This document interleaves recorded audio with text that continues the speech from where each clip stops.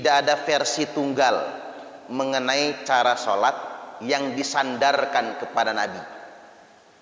Jadi tidak boleh ada yang mengklaim cara sholatnya paling sunnah yang beda dengan dia bid'ah. Tidak boleh. Karena merasa paling benar itu bagian dari eksklusivisme. Bersikap eksklusif itu pangkal dari perpecahan antar umat Islam itu sendiri sebetulnya. Bersedia menerima perbedaan itu bagian dari upaya kita untuk menjaga persaudaraan. Jadi menerima keberagaman bukan menginginkan keseragaman. Nah, terkait dengan ini kita bahas dulu fasal rukun salat. Faslun, fasal wa arkanus salati tamaniyata asyara ruknan. Rukun salat itu terdiri dari 18 rukun. Ini versi kitab At-Tadhib ya Pak, Matan Abi Suja. Dalam versi yang lain di Madzhab Syafi'i nyebutnya 13.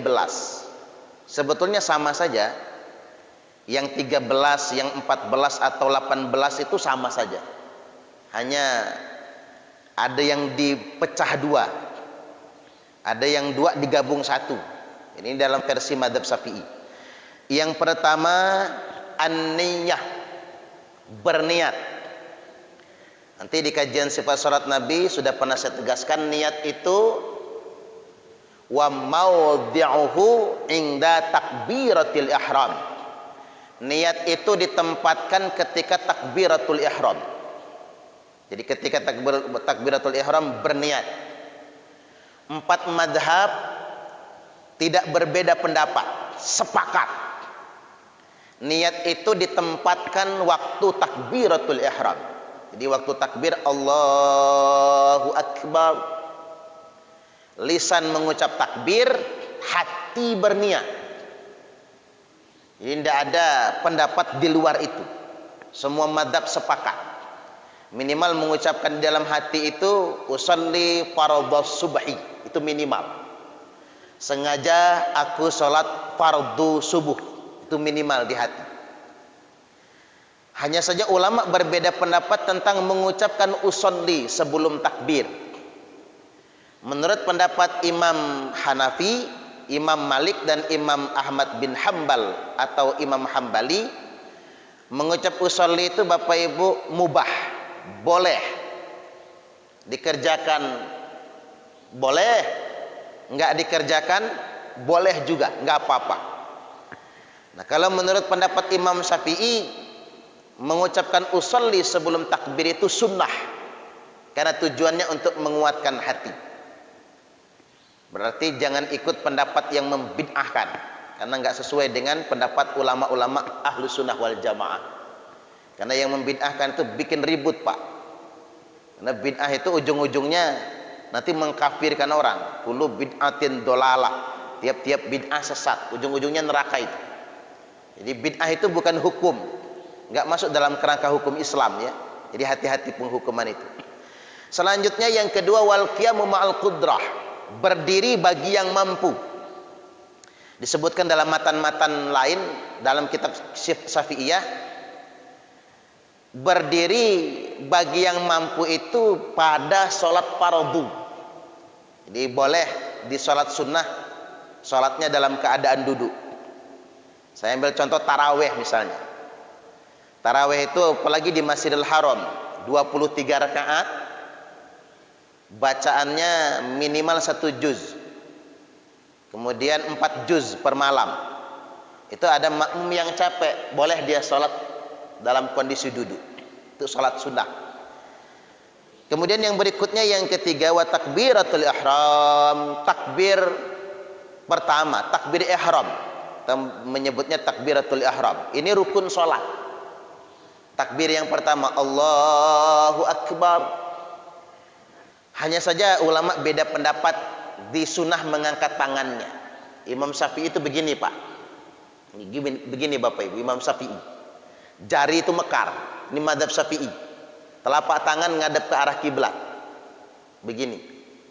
Sedangkan Pendapat Imam Hambali, jari itu rapat begini. Rapat, bahunya, patokannya bahu, ada agak angkat sedikit bagian jari-jarinya. Ini fatwa Imam Hambali. Sahih semua hadisnya. Cuman kalau yang begini nggak ada aturannya. Kan ada orang begini, mohon maaf. Begitu Bapak Ibu. Itu nggak ada madhabnya gitu, nggak ada fatwanya.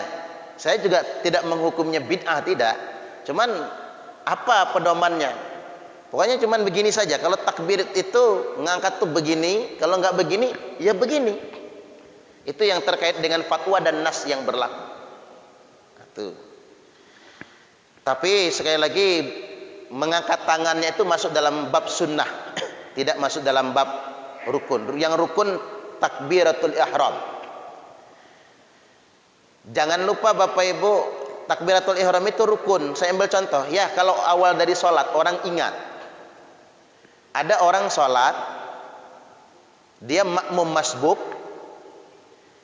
ketinggalan satu rakaat, begitu imam salam dia ikut salam, assalamualaikum warahmatullah, assalamualaikum warahmatullah, ikut salam. Tapi dia baru sadar setelah salam, loh sholatnya kurang satu rakaat, tadi masbuk. Itu dia tinggal nambah satu rakaat lagi. Tapi ingat, masuknya harus pakai takbiratul ihram. Karena dia sudah keluar dengan salam.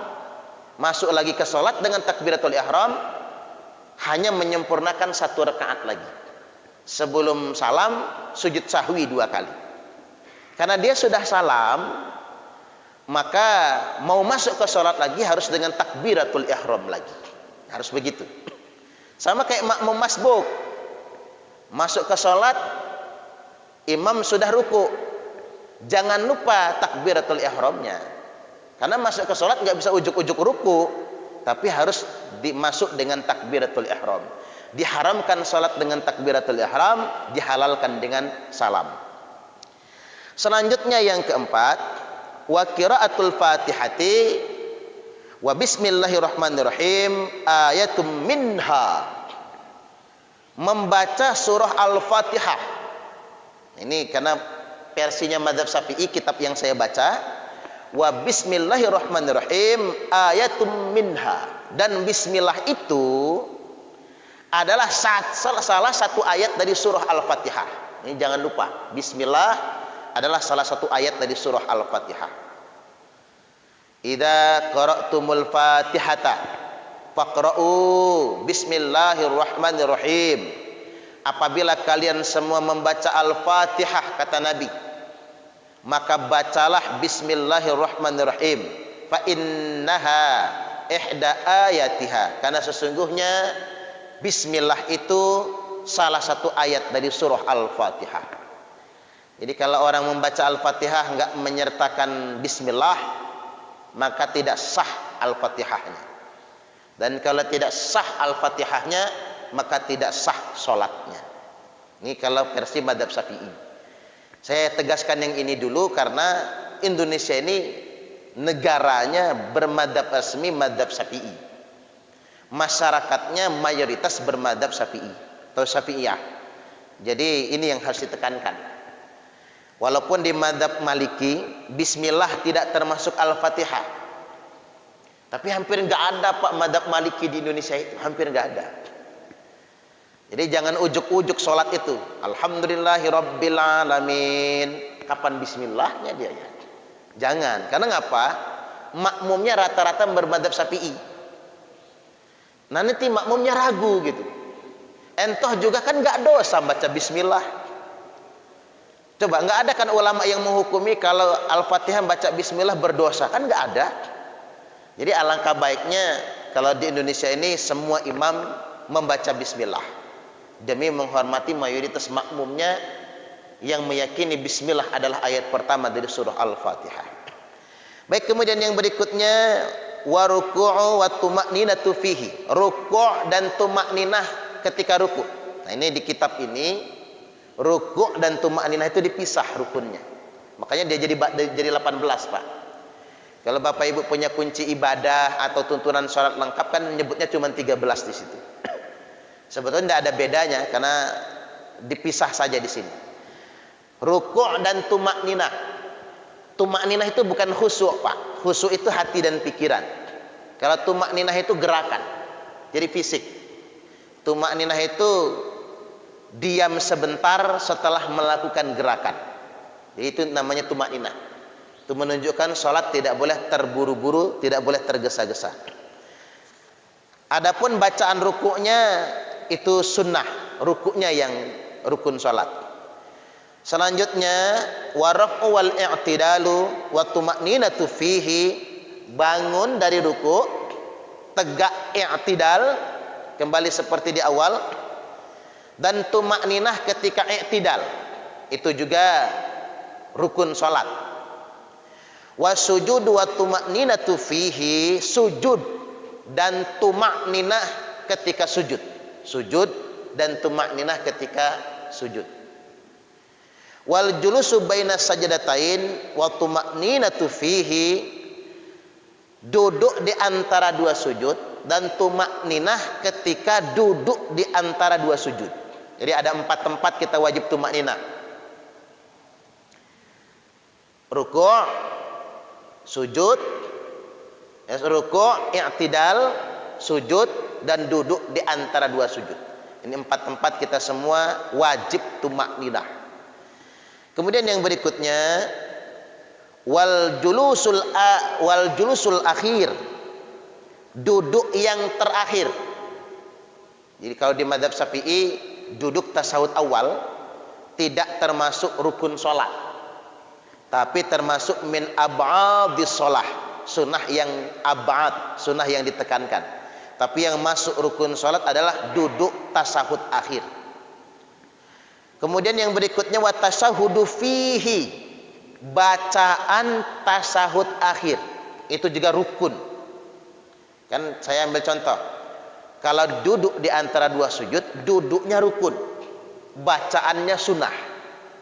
Tapi kalau duduk tasawuf akhir, duduknya rukun, bacaannya rukun. Wa sholatu ala nabi sallallahu alaihi wasallam fihi, dan bersalawat kepada Nabi pada tasawuf akhir juga rukun. Jadi di tasawuf akhir itu ada 3 rukun, Bapak Ibu. 1 duduknya, 2 tasahudnya, 3 sholawat kepada nabinya. Jadi bacaan tasawuf akhir itu, bacaan tasawuf maksud saya, awal maupun akhir, itu sampai syahadat. Asyhadu an la ilaha illallah wa asyhadu anna muhammadar rasulullah. Awal maupun akhir sama, dari at-tahiyat sampai syahadat, itu sama. Walaupun ada 3 macam, bahkan ada 4 macam versi tasahud. Cuman yang biasa kita amalkan itu tasahud versi Abdullah bin Abbas radhiyallahu an, yang kemudian difatwakan oleh Imam Asy-Syafi'i rahimahullah. Semuanya sama, Pak, sampai syahadat. Tasawuf itu sampai syahadat. Setelah syahadat kita membaca sholawat. Menurut fikih, sholawat itu bukan bacaan tasawuf, tapi sholawat itu sholawat setelah tasawuf. Nah, itulah yang membedakan tasawuf awal dan tasawuf akhir. Kalau tasawuf awal sholawatnya dipersingkat, kalau tasawuf akhir sholawatnya sampai fil alamina innaka hamidum majid. Itulah bedanya. Selanjutnya yang berikutnya wa taslimatul ula, salam yang pertama itu rukun sholat. Salam yang pertama rukun sholat, salam yang kedua sunnah sholat. Selanjutnya kalau dalam kitab At-Tadhib, wan niyatul khuruji minas sholah, niat keluar dari sholat. Jadi membersamai salam yang pertama, hati berniat keluar dari sholat. Walaupun dalam kitab Syafi'iyah yang lain tidak disebutkan niat keluar dari sholat. Ketika orang sudah salam yang pertama, maka dia sudah keluar dari sholatnya. Yang terakhir wa tartibu, tertib berurutan, wa tartibul arkani ala ma dzakarnahu, tertib sesuai dengan urutan yang disebutkan. Nah, dari kita ambil saja yang 13, Bapak Ibu, karena itu yang umum betul orang Indonesia menghafalnya. Niat, takbiratul ihram, Niat berdiri jika mampu, takbiratul ihram, membaca surah Al-Fatihah, ruku' dan tumaknina, i'tidal dan tumaknina, sujud dan tumaknina, duduk di antara dua sujud dan tumaknina, duduk tasawuf akhir, membaca tasawuf akhir, salawat kepada Nabi dalam tasawuf akhir, salam yang pertama dan yang ke-13 tertib berurutan. Ini 13 rukun salat yang sangat populer bagi masyarakat Indonesia. Ini mestinya dihafal. Kalau bisa masuk materi tes gitu. Tes PNS misalnya. Bagi PNS Kementerian Agama yang muslim misalnya. Tes. Sebutkan 13 rukun salat. Bagus juga itu, Pak. Jadi jangan cuman materi-materi normatif yang lainnya gitu. Pancasila dites juga kan? Pancasila dites. Kalau bisa rukun 13 juga dites. Dari 13 rukun salat ini dibagi menjadi 3 kategori. Dibagi menjadi 3 kategori, rukun qalbi, rukun hati, rukun qauli, ucapan lisan, rukun fi'li, perbuatan anggota tubuh. 3 bagian. Nah, rukun qalbi ada 2. Apa rukun qalbi? Niat dan tertib. Yang paling awal sama yang paling ujung 13. Jadi niat dan tertib itu rukun pertama. Rukun qalbi, perbuatan hati. Makanya saya sampaikan di awal tadi, orang sholat mau pakai usolli atau tidak nggak apa-apa, boleh semua, nggak masalah karena nggak wajib. Hanya saja ketika takbiratul ihram itu rukun. Berniat ketika takbiratul ihram. Karena itu rukun qalbi. Kemudian yang berikutnya yang kedua, rukun qauli. Rukun qauli itu ada 5. Apa saja? 1, takbiratul ihram. Allahu akbar. Itu rukun qauli. Harus diucapkan dengan lisan. Walaupun sir, bagi yang sir. Kalau imam dijaharkan. Maksudnya begini, kalau orang ucap takbir nggak diucapkan pakai lisan, tidak sah sholatnya. Biasanya orang sholat begini aja, Pak, mingkem. Lo takbir nggak takbir, kata dia, dalam hati, nggak sah sholatnya. Karena takbiratul ihram bukan perbuatan hati, tapi perbuatan lisan. Maka harus diucapkan dengan lisan. Yang kedua, wa qiraatul Fatihah, membaca Al-Fatihah. Membaca Fatihah itu harus qomat kamit mulutnya, nggak boleh mingkem. Kalau mingkem, tahu-tahu selesai aja Fatihah, sholatnya nggak sah, wajib diulang lagi. Ini harus diketahui. Yang sampai orang sholat kok mingkem, nggak baca tapi di hati. Dalam hukum, kalau cuman di hati bukan baca namanya, tapi zikir namanya.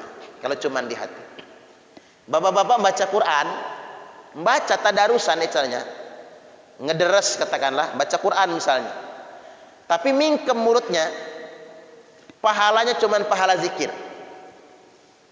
Tapi kalau membaca Quran qomat kamit, walaupun nggak kedengar orang, kita baca dengan lisan kita, baru kita mendapat pahala, bukan cuman pahala zikir, tapi pahala membaca Al-Quran. Jadi ini yang mesti dipahami. Kemudian yang ketiga, tasawuf akhir harus diucapkan dengan lisan. Salawat kepada Nabi dalam tasawuf akhir. Allahumma sholli ala sayyidina Muhammad. Kalau yang bermadzhab Syafi'i. Kalau yang tidak bermadzhab Syafi'i berarti tidak pakai sayyidina. Allahumma sholli ala Muhammad. Harus diucapkan dengan lisan. Salawat kepada Nabi. Kemudian yang berikutnya yang kelima, salam. Assalamualaikum warahmatullah.